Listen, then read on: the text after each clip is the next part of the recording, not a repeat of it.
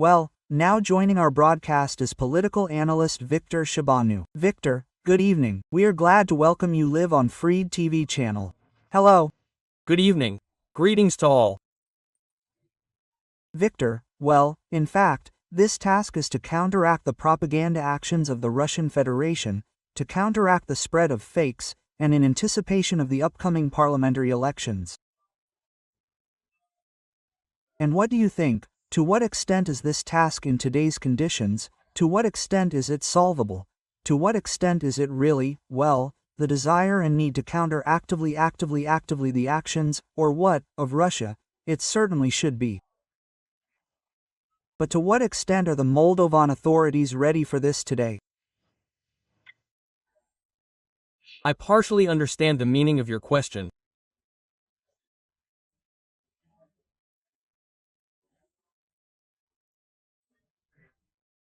I believe that not only the authorities, but we as a country in general, in principle, can resist with great difficulty, considering this volume of propaganda and disinformation that is poured on our heads and implanted in the consciousness, and voters, considering all the resources that the Kremlin uses, in these operations.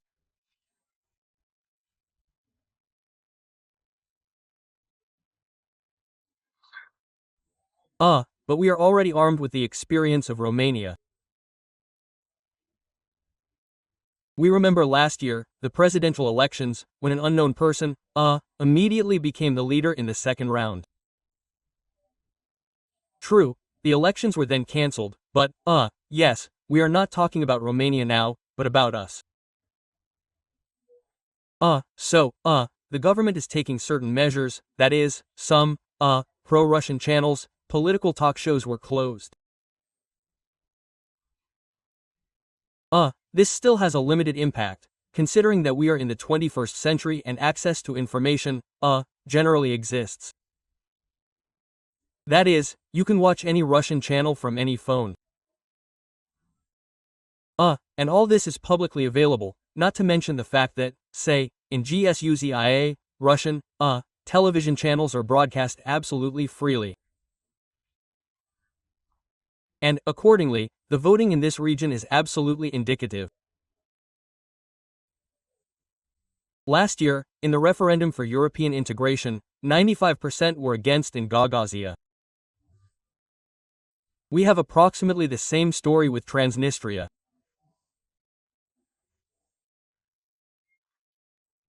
Therefore, in its pure form, to resist and, it seems to me, is absolutely ineffective to refute all these fakes that, are simply spread, well, daily, and in huge quantities.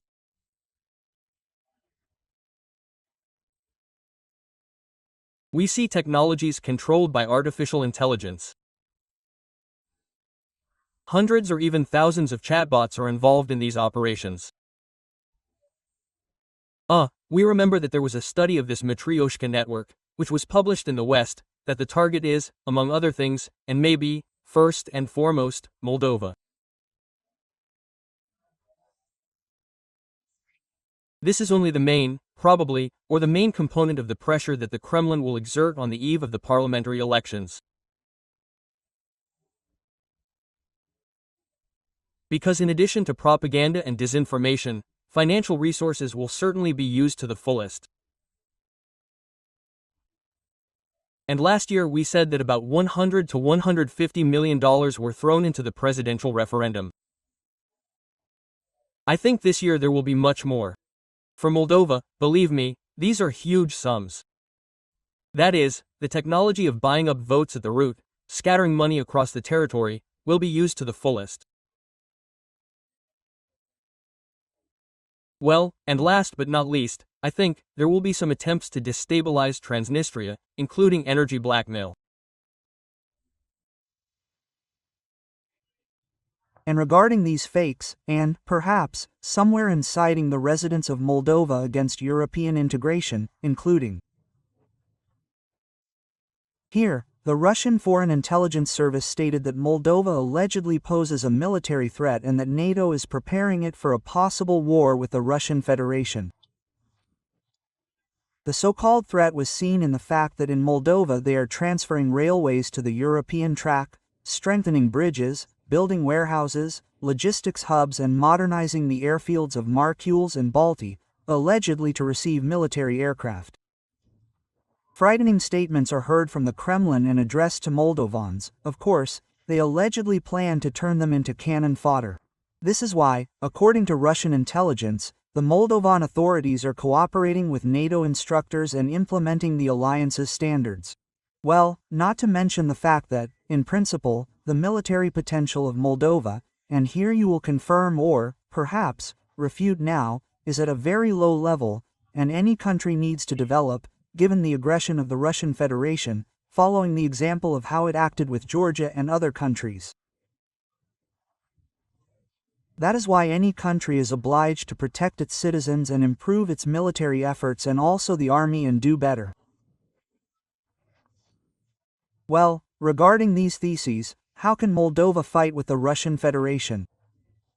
So, to what extent is this information perceived and by what electorate, so to speak? Yes, to what extent is it perceived by the residents of Moldova and how do they imagine it in general, in principle?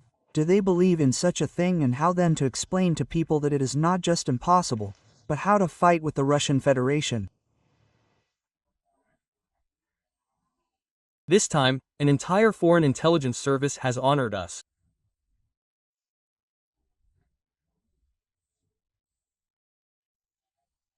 Because usually Masha Zaharova does this, all the propagandists on all TV channels, sometimes this level rises higher, but in any case, somewhere at the propaganda MFA level, some theses are thrown in.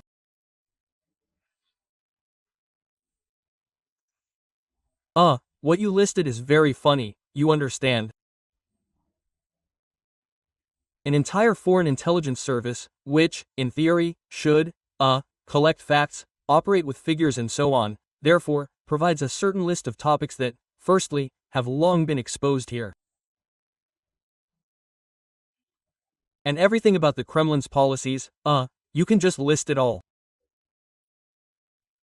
All of this has long been voiced in different combinations and different interpretations.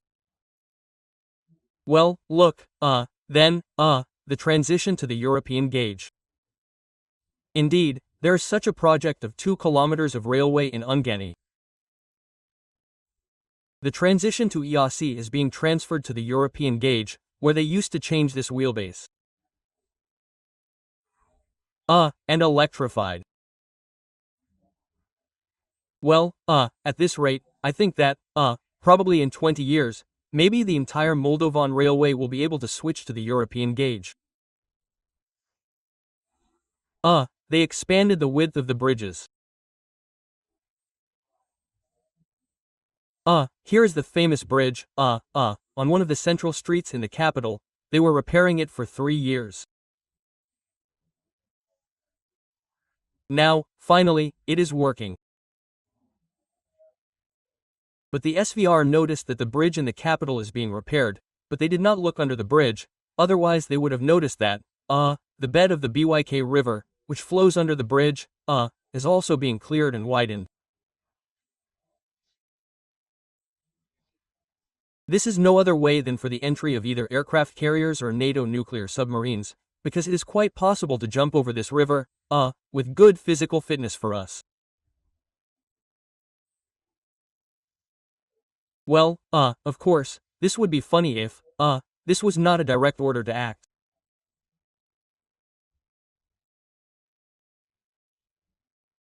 As I already said, these are actually instructions, a list of narratives, a temnik, if you like, for our pro-Kremlin people, I also call them Zamaldavitsi, naturally, with a Latin Z, capital, who receive instructions, constantly travel to Moscow and, naturally, the funding channels from Moscow, they work off this penny.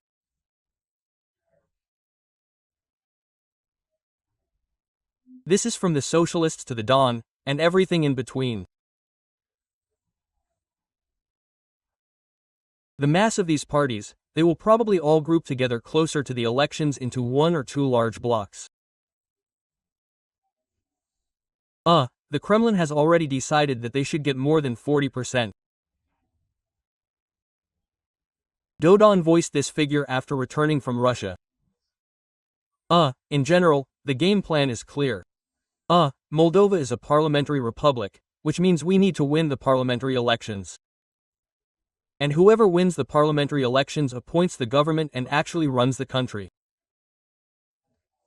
At the same time, we must understand that in this case, the course towards Moldova's European integration, will stall for a long time, or even reverse itself. I don't even want to think about such scenarios, but we must keep them in mind constantly. As for the Georgian scenario, I spoke about this even before the referendum. In principle, Russia is developing it for us, and the strategic goal is not the presidential elections, but the parliamentary ones. All forces will be thrown precisely at this. Well, imagine, such a Georgian option, where the future government after September 28 is in the underbelly of Ukraine. And this is the most important task. And we remember very well the statement of, General Minikayev on April 22, 22nd year, immediately after the beginning of the war, that it is necessary to pass along the southern corridor through Odessa to Transnistria and reach the borders of Moldova. That is, I do not think that someone erased these arrows on the general staff maps. The Kremlin has never hidden this interest of its own. To isolate Ukraine from the Black Sea, and before that it is necessary, to reach Transnistria. In general, this is such an, undisguised, in general, simple plan, yes, but here it is clear that the entire Foreign Intelligence Service acts as a propagandist. This amused me, of course. Victor, but in fact, at the moment when, as you quite vividly, put it, the Moldovans together with the Kremlin are preparing for this pro-Russian revenge, the European Union is still trying, well, to help Moldova and the pro-European forces in the country in every possible way. Sanctions have been introduced that should absolutely clearly work against those who are responsible for destabilizing the situation in Moldova. To what extent can this change the situation in the country on the eve of the elections? We literally have less than a minute left. Sanctions have been introduced for about 10 people who are affiliated with Shor in one way or another. This allows the Central Election Commission to prevent them from participating in the elections, but this does not mean that the Shorites will not participate. Europe is helping us, but the list probably should have consisted of, not 10, but 110 people. Because we have a lot of them, lovers of Russia for Russian money, and we need to act as harshly as possible with them.